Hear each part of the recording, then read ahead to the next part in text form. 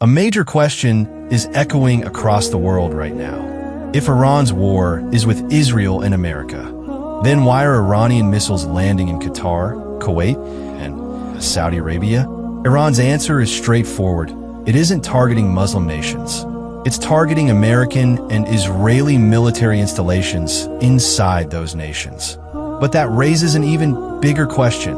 How did those bases get there in the first place? To understand that, we need to travel back roughly 100 years. The fall of the Ottoman Empire. During World War I, the last great superpower of the Muslim world, the Ottoman Caliphate, fought with remarkable courage. But courage alone wasn't enough. The Ottoman Empire collapsed, and with it fell every territory it once controlled. The British Empire and its allies moved quickly to fill that vacuum, seizing control of the entire Arab world almost overnight. The puppet king strategy. But Britain understood one thing clearly from day one.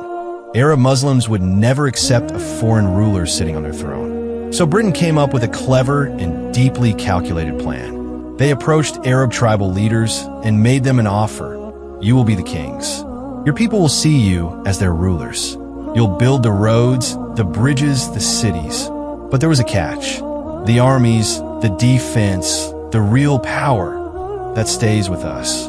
Your throne is real. Your military is not. This gave birth to a system of puppet monarchies across the Arab world, with British military bases quietly embedded throughout the region. The people bowed to Arab kings. The kings bowed to London. World War II changes everything.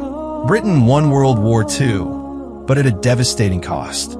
The empire was financially broken. Maintaining military bases across the globe was no longer possible. One by one, British forces began withdrawing from Arab lands. But the moment Britain stepped back, a new superpower stepped forward. America, the new patron. Even before the war ended, Arab kings had already begun quietly meeting with American officials. They understood the shift in global power and needed a new protector. As British forces left, American ones arrived. Initially small, low-profile bases justified as protection for Arab oil fields. But America had much larger ambitions. It wanted what Britain once had, permanent, large-scale military presence across the Arab world, giving it control over these kingdoms just as Britain once had. There was just one obstacle standing in the way. Crown King Faisal, the man who said no.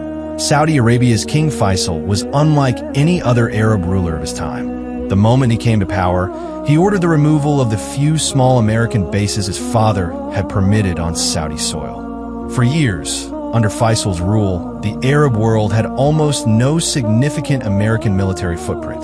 Then, he was assassinated. His brother Khalid took the throne. Khalid was not the man his brother was. He lacked both the will and the strength to stand up to a superpower.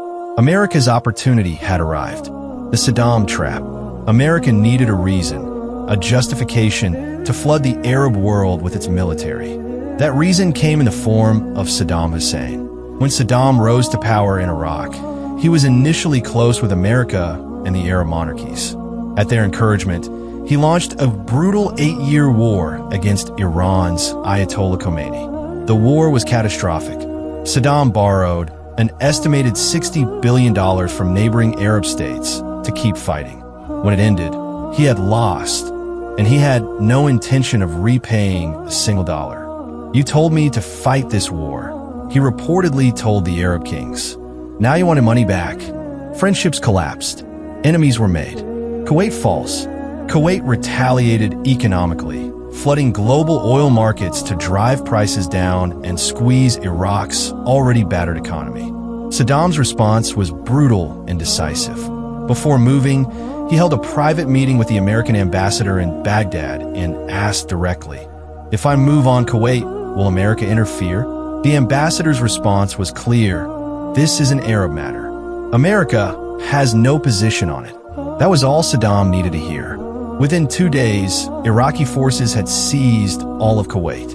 Saddam now controlled one of the most oil-rich territories on earth. He celebrated.